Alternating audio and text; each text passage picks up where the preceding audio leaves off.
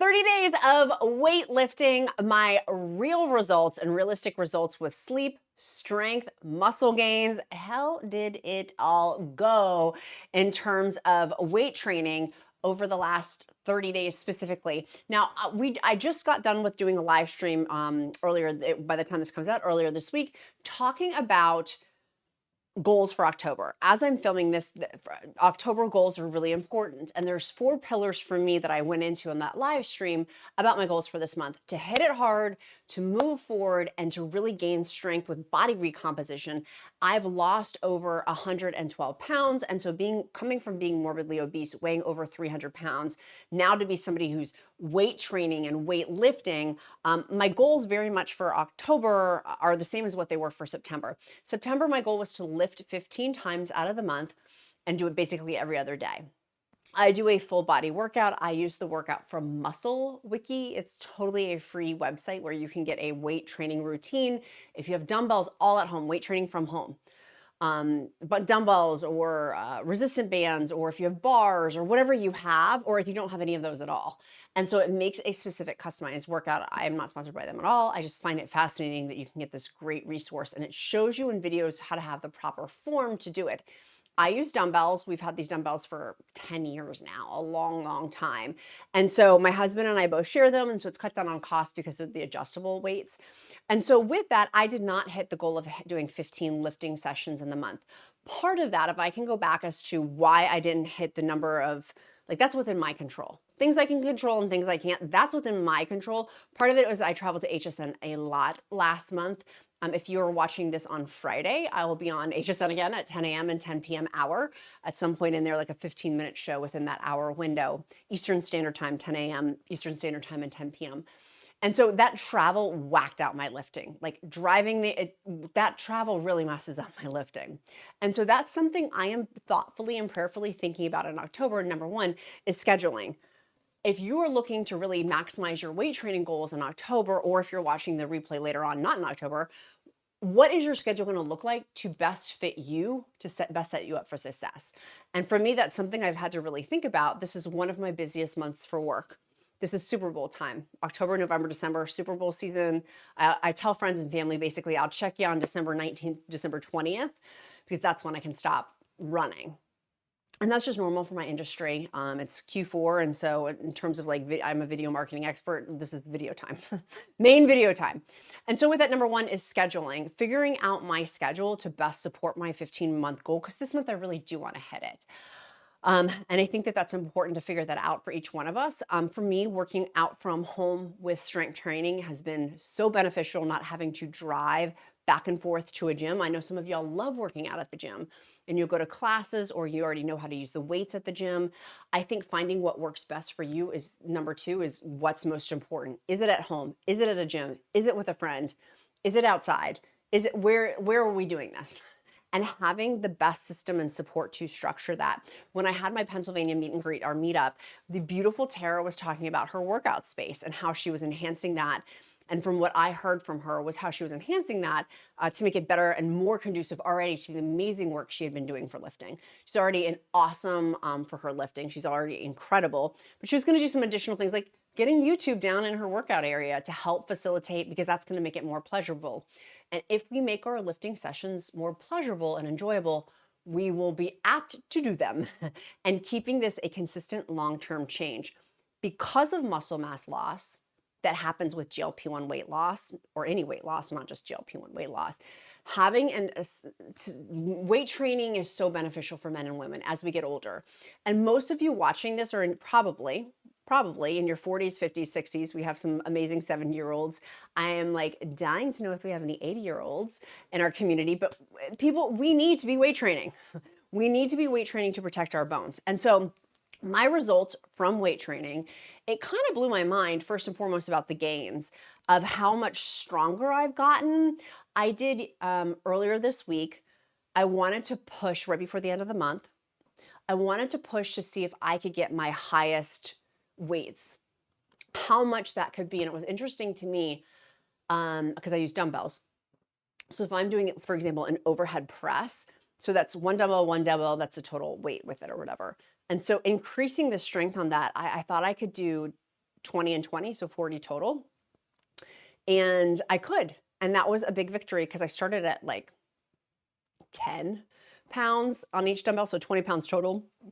And now now that I've been doing this for several months, but in particular this month, hitting that 40-pound above my head, I know that that is weak compared to other people. So please, no need to tell me that I'm weak. I'm learning. I'm very much learning because I want to get really, really strong. For example, over my head, I want that to increase. And I'm very pumped to set myself up for success to do that. And so that's one of the big things of testing myself. That's number 2 or 3? Pushing myself farther than I think I can go, that I am strong, obviously while being safe within that. That's my other big thing is I don't want to injure myself, and having proper format. I've really been watching a ton of videos on proper format for the different weight training moves that I do use. If I'm doing like a skull crusher, for example, where are my elbows? Where are my arms? How far back am I going? I really want to protect myself to not injure myself. And I also don't want to push it too hard, but I don't want to do too little of weight. And so I have been keeping a documented log. I just use my phone, and I literally have a email draft that I just add to with my weights each time I have a weight training session. And that's been very helpful to go back through and see a documented muscle change for me and with that. And really focusing on better coordination and better form. Like, I want to have good form. I don't want to hurt myself. Next, the next one, what is that? Number 4 is boosted mood. Substantially nicer from lifting. I think because it's given me this confidence boost, this unexpected confidence boost, even more so than I've gotten from losing weight, going from being morbidly obese to now where I am, like that has been huge to be like, I don't weigh over 300 pounds. I am strong. This false narrative that I had that I was weak, that I actually am strong and I can do hard things and that I am physically fit. And so my mood has changed as a result of that, of like, and I've done a whole video on it of where I've looked back of like, oh my gosh, I am definitely a different person physically, but also on the inside too, because my mood has changed. I feel good about the endorphins to help reduce stress, anxiety, and a little bit of depression. I used to be very depressed. I'm not depressed anymore. But I like weight training because also you have to rest during each set so I can get on my phone. And so if I'm editing a video or wanting to voice chat a friend, it has to be, for the most part, when I'm resting in between reps. And so I rest for 60 seconds to 120 seconds, depending. Ideally 60 to 90 seconds for me. And so that's been helpful. I have knee issues. And so modifying some of these exercises for like squats, for example. I cannot do squats and my knees snap, crackle, pop, Rice Krispies. It's like a popcorn machine. So doing wall sits and doing like donkey kicks, for example, on the ground have been a better modification for my lower body for the weight training. I do upper body and lower body all at one time, by the way. That's been helpful. So sitting against the wall, I got up to 60 seconds. I had started at like 20 seconds. So now I'm at more than 60 seconds. It was like 61 seconds.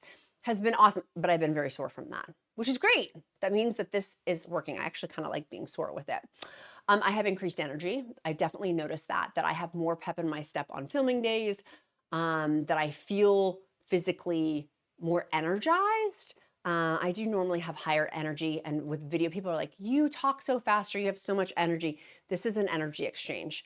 And so after this, I will go sit in my bed afterwards just to kind of recharge my battery and recharge my energy. But I've noticed I've done that less as a result of weight training more. This is a big one. Quality of sleep. I've already had really good quality of sleep because I do use, this video is not sponsored by Bioptimizers, but their magnesium breakthrough, you can use the discount code QUEEN. I'll link it down in the description. That's helped my sleep so much with 7 types of magnesium, but truly better sleep on strength training days, like that night. I get deeper sleep. That's been interesting for me. I wake up and I'm like, wow, I already have good sleep, but now I'm having great sleep. And it's been interesting to see on my Fitbit that it's saying that my sleep score is better, which it was already good. So this is, I'm like, I feel like I'm in the gifted and talented program for sleep.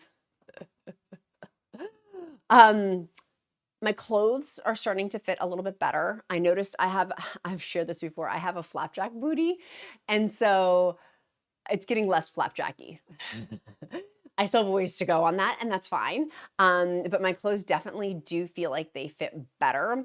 In terms of the scale changes and things like that, I have one of those. I have the Hume scale. I also have the Renpho scale. And so looking at those changes,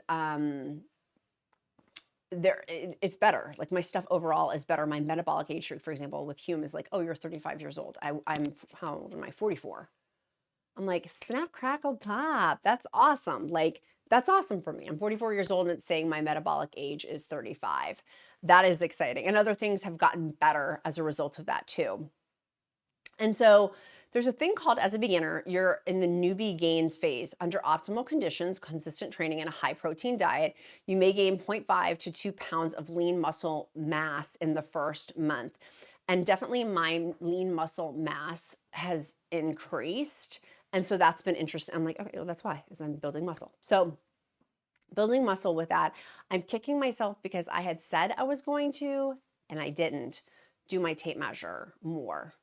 I really need to focus in on that for October. And so that's one of the things. If I need to be taking these measurements, and it's an app you can use with Renpho on that, I need to be doing that. Like, I just am not. And it's not that I'm lazy. I'm just got a lot on my plate right now. And so, but regardless, I need to be doing those measurements because that's also going to tell me changes in my body composition too. The other thing with this is how much I realized a couple of things with my food. Because I'm on Zepbound, now I've switched over from Zepbound Pen to the Tirzepatide compound, which is GLP-1 plus GIP. How much my food matters for weight training. I need to have more carbs than I ever thought I would. Excuse me. Like potatoes, sweet potatoes, rice, quinoa, like stuff like that, in addition to a high protein diet.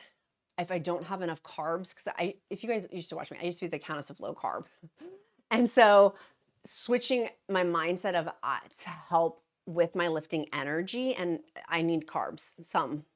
And so not being afraid of that has been very helpful. I'm still learning. I'm still very much learning, but it has very much that energy level. I do have more energy level lifting when I do have carbs. Not that I wasn't eating carbs, but I'm eating more now, and being intentional and focused on that has been really helpful with my high protein diet of how do I incorporate carbs in with a high protein diet. It's been interesting. I'm still learning. I'm still learning that protein matters so much too, to help. And I did a whole other video on it, but having protein, the studies show 4 to 6 hours after weight training. It's really 24 hours of like, your muscles are still, from a 2018 study, the whole video that I did on that has the data behind it.